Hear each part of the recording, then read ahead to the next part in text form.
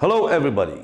Okay, our main topic today is writing business letters, and I'm sure that you are aware of the importance people attach to the quality of business letters you write. So if you experience difficulties writing business letters, of course here are some of the guidelines that you may find very helpful. So you have to plan before you write. Planning before writing is very essential. You have to look up words you need before you start, of course. And you want to note the points you want to make and order them into logical paragraphs. Now, the tone of the letter is very essential. Now, you write as you would speak in a business conversation. This is, remember, we are in business. I mean, you're not writing poetry. So the tone has to be like the one used during a business conversation. So that's why the tone should be friendly and polite, and it doesn't have to be highly stylized. So make sure you check the gender of the addressee. The addressee is the recipient. Why do we have to check the gender? Because sometimes there are names where you can't guess whether the person is a man or woman.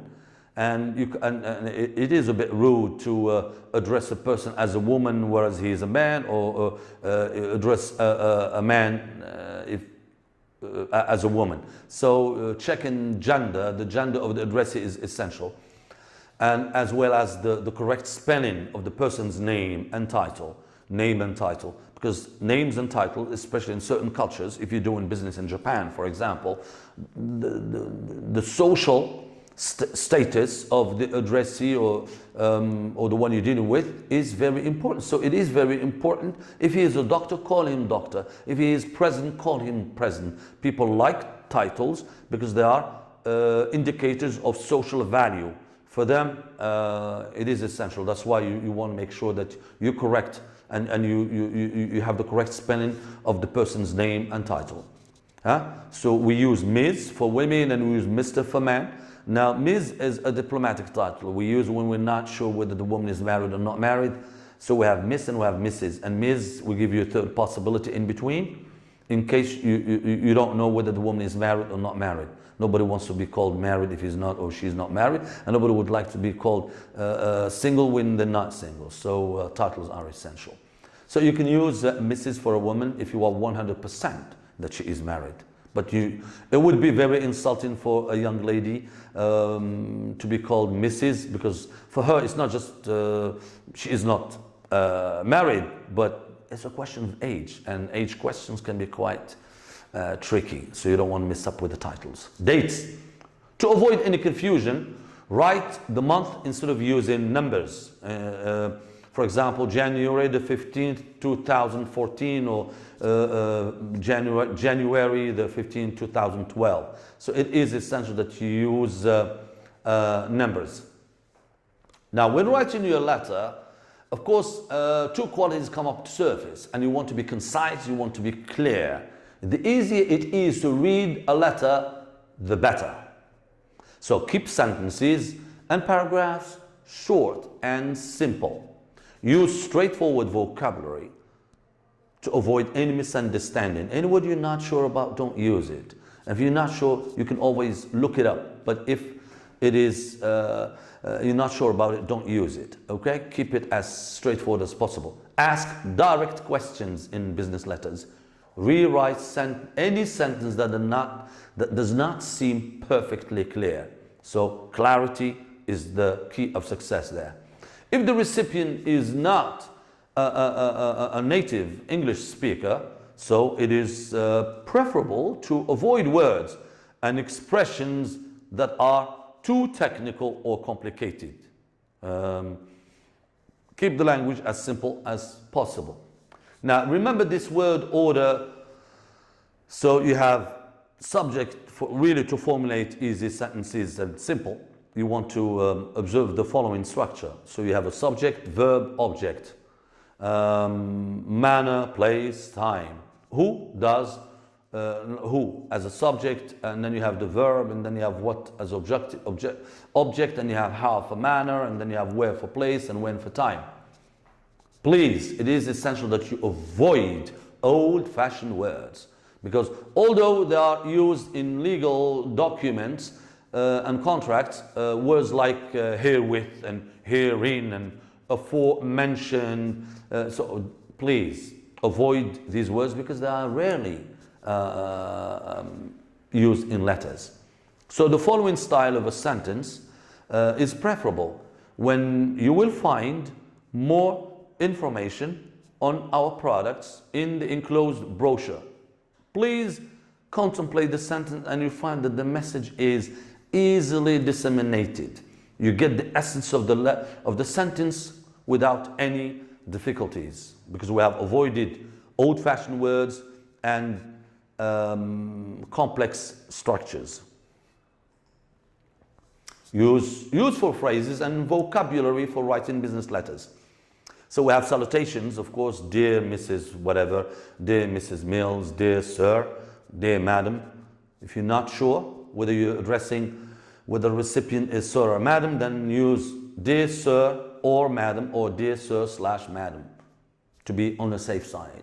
Now, when you're addressing a group of men, say gentlemen or ladies and gentlemen, of course, you have to be English oriented by studying with ladies first.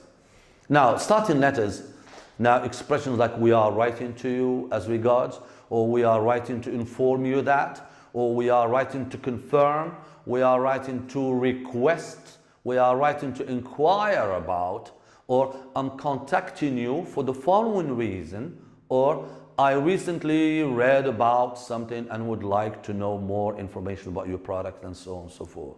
Or having seen your advertisement, I would like to, and then you tell the person what you want to know. Or I would be very interested in obtaining or receiving further information about your services, about your shipment requirements, and so on and so forth. Or you can simply say, I received your address from, and then you have to give the source or where you got the address from.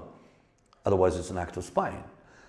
Or you can simply say, I received your address from here, and then would like to take it up with you and then learn more about it. Now, when referring to a previous contact, now because maybe you have already dealt with these people, there's some kind of correspondence between you and them or that company. So referring to previous contacts, you have to use expressions like, thank you for your letter of March, and then you give the exact date so that people know what you're talking about.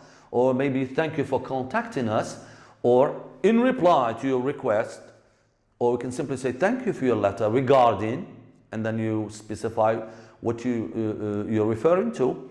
Or you can simply use the word reference, with reference to our telephone conversation yesterday or 2 days ago or last week, specify the time. It makes the reference easier. Or we can simply say, further to our meeting last week, I would like to discuss this matter with you fully. Or we can simply say, it was a pleasure meeting you in London last month. So people know who you are. I mean, it's easy for them to really specify the reference. Or I enjoyed having lunch. If you went for a business lunch, then it's a form of recognition, and at the same time making it easier for people to know what you're talking about, where you're coming from. As we say, finally we can also simply say, I would just like to confirm the main points we discussed on Tuesday, and use this again to go through it in details. Now, when you want to make a request in a business letter, here are examples you can choose from. You can say, could you possibly tell us or let us have this information about this catalog, for example? You can say, we would appreciate it if you would, and then you specify what you want to talk about.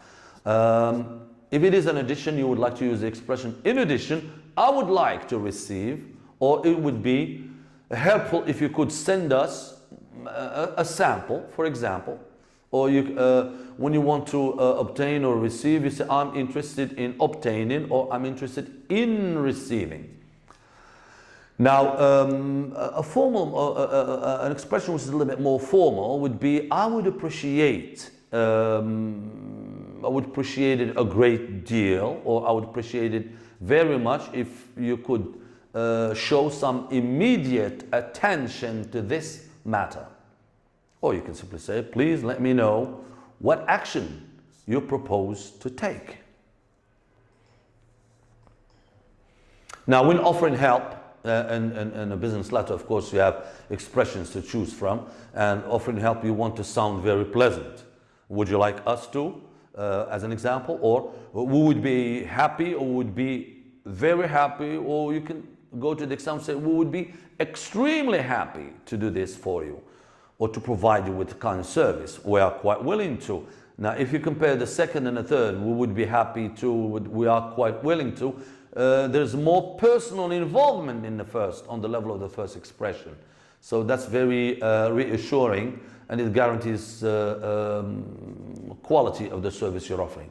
Or if you want to sound more formal, you use the names. Our company would be pleased to. It's not so, it's not just me or my friend or my colleague in the service, so the whole company is here for your service. Now, when giving good news, we are pleased to announce that, or I am very delighted to inform you that. Or you can simply say, you will be pleased to learn. So when you will be, again, if you compare the second and the third, I'm delighted to inform you that, yes, this personal involvement. So the speaker is involved. So it's shared happiness. It's a piece of news, good news, that we would like to share with you. The second is a little bit condescending, and it's a bit pretentious because you're doing it for them. And yes, you will be pleased, you're not involved. So I would recommend the first two expressions, which are, we are pleased to announce that, or I'm delighted to inform you that. Giving bad news, of course, there are also bad news in business, yes? So you have to, of course, deliver those bad news, pieces of bad news. Now, you could choose from the following expressions and you say, we regret to inform you that. The use of the word regret makes it easier and clear from the very beginning for people that, yes, it's about bad news. So that word decodes the message in a very prompt manner. I'm afraid it would not be possible to is a very diplomatic way. It's still bad news, but it's sort of camouflaged. The word unfortunately is as straightforward as the verb to regret. Unfortunately, we cannot, or we are unable to serve you in this field, or in this, or as far as this matter is concerned. Now, again, a more elaborate manner of expressing or giving bad news is when you say things like, after careful consideration, we have decided not to take your offer. So it sounds, it's still bad news, but it's not as shocking and straightforward as we regret or unfortunately. Now, when we're not satisfied in business, of course, we don't just sit and fold arms, we have to complain. And of course, complaining on the level of business letter, you have, here are some expressions you can use to express complaints. For example, I am writing to express my dissatisfaction with your product. So it's straightforward, clear, no old-fashioned words, straight to the point. Or you can simply say, I'm writing to complain. Now the verb, the use of the verb to complain makes it clear what the whole letter is about. I'm writing to explain, I'm writing to complain about this or that. Or you can say, please note that the goods we ordered, for example, and then you give the dates and the details, have not yet arrived. So you're complaining about delay in delivery. Or we can say, we regret to inform you that our order is, and then you give the number, you give details about order so that people know what you're talking about, is now considerably overdue. Remember, the word overdue is used when delivery is not achieved, when the goods are not there on time, as agreed upon before. Now finally, we can also say, I would like to query the transport charges, which seem unusually high. So here you see the language is simple, but still it's not as straightforward as the use of words express, complain, overdue. Now, as we complain, we can always apologize. Sometimes we may failed to meet deadlines, and then of course you need expressions we use when apologizing. And for example, you say, we are very sorry for the delay in replying to a letter about a possible failure to meet deadlines. Or you can simply say, I regret. I always draw your attention to the importance of the verb regret. Regret, we know that, yes, we express the way we feel about the inconvenience. I regret any inconvenience caused by, and then you explain to people what the point is. Or classically, you can simply say, I would like to apologize for, and then you tell us what you are apologizing for. Is it a delay? Is it inconvenience? Is it a mistake? Is it a wrong delivery? And so on and so forth. Now, the use of the expression once again is very essential. Once again, because we say once again, please accept our apologies for. Once again, then it's just like, it's not begging, but you're expressing your utter regret that that shouldn't have happened in the first place. And of course, you appealing to the person to accept your apologies. Now, expressions related to making orders. When making orders, of course, you have to be straightforward and use short, concise expressions like, thank you for your quotation of, and then you specify, or we are very pleased to place an order with your company, or we would like to cancel our order. Number. Always be precise, concise, to the point. You always want to use other expressions like, please confirm receipt of our order, or I'm pleased to acknowledge receipt of your order. Or, your order will be processed as quickly as possible. Now, finally, we can always say, use expressions like, unfortunately, these articles are no longer available, or maybe if they're not available, maybe it's more preferable to say that they are out of stock. That put partners' minds at ease. The expressions related to prices. So we have the following expressions. For example, you can say, please send us your price list, or you will find enclosed our most recent catalog and price list, or please note that our prices are subject to change without notice. And then that without notice clarifies situations, so they are informed. They know from the very beginning that we have the prerogative of changing prices without prior notice. Or we can simply say we have the pleasure in enclosing a detailed quotation. Okay, now we move to the way we would refer in a business letter to a payment. So our terms of payment are as follows, and then you specify the terms one after the other. Or you may say our records show that we have not yet received payment of, or according to our records, we have not received payment from you as regards to the shipment number, and then you give more details.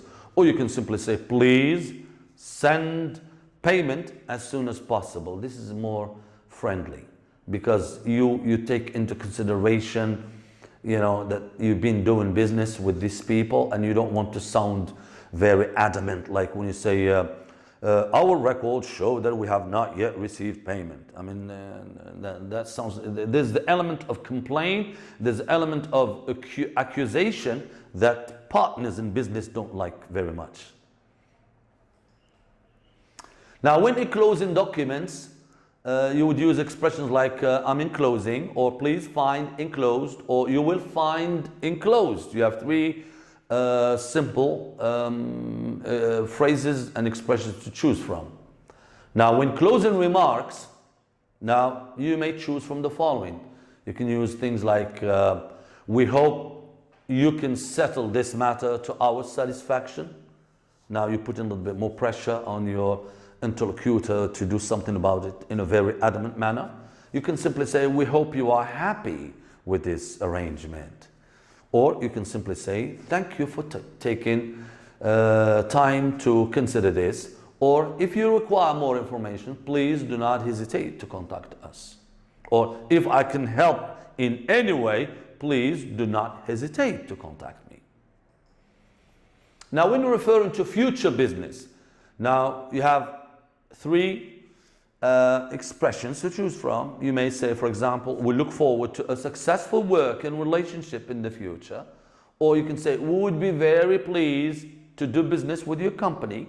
Or I would be happy to have an opportunity to work with, or for example, to work with your company, or to work with, and then you give the name of the person in question. So that's about future references. So referring to future contact, you may simply say, I look forward to seeing you next week, or whenever the date is. Looking forward to hearing. Always remember that the verb after looking forward to plus verb plus ing. That's looking forward to hearing from you, looking forward to receiving your comment, looking forward to meeting you, looking forward to doing more business with you, and so on and so forth. Now, there's another expression which is a little bit impersonal when you say an early reply would be appreciated. I don't know about this one, but this one here is a little bit, there's a little bit of negativity in it, in a sense that it's as if you were implying that the person you're talking to has it in him, this default of contacting people in the future. And thank you very much indeed.